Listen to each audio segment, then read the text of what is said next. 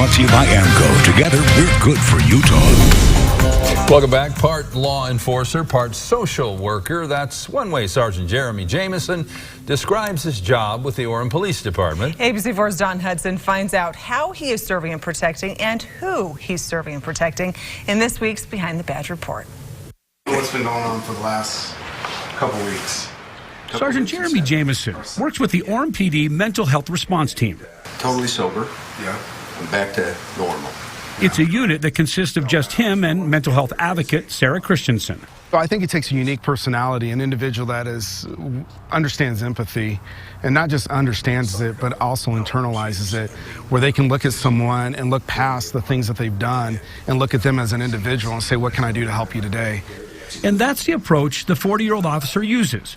You know, it just tore me apart. As he responds to people and crimes involving mental health issues. I'll make sure that you're treated with respect and make sure the process is as smooth as it can be for you. But Sergeant Jamison has been part of the unit for about 2 years, but it's a job he almost passed up. I went in, literally the last hour, talked to Chief Jackson. I said, hey, that mental health position, just so you know, I'm interested.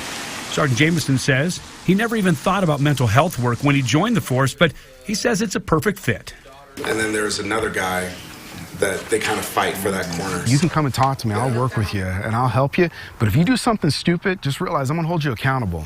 Being in his position, even working in law enforcement at all, almost didn't happen. Not once, but twice. I've always had a passion of wanting to get into law enforcement. It's just always been an interest.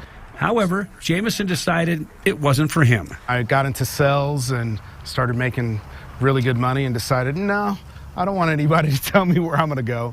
But after 15 years, he says, he couldn't shake the feeling to look into law enforcement. I was getting at an age where if I was going to do it, I needed to do it. So he signed up for the police academy, then changed his mind about it just 2 days into the training. I was like, you know what? Nah, I don't need to do this. I'm going to quit. And I literally was going to quit.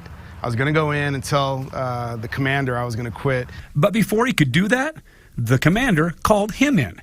And the higher rank and a higher authority sealed the deal. He pulled me out of the class. There's typically one class leader, and he said, hey, I want you to be the class leader. And so I took that as, a higher being for me, God, that, this is the position that I want you to be in. And so that's why I stuck it through. What's up, Brandon?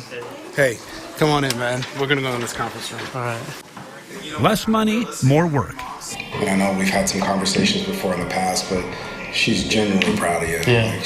But the 6-year lawman says a lot of job satisfaction. Little things can make a huge difference, not only to that individual, but also the perception that they probably have with law enforcement.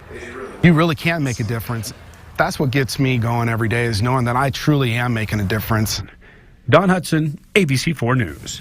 Thank you, Don. Well, Sergeant Jamison says his sales skills and communication skills have helped him immensely as an officer and in the mental health unit. Don has included additional information and comments from Sergeant Jamison, including his weight loss in the online version of this story. To check it out, go to www.abc4.com/badge.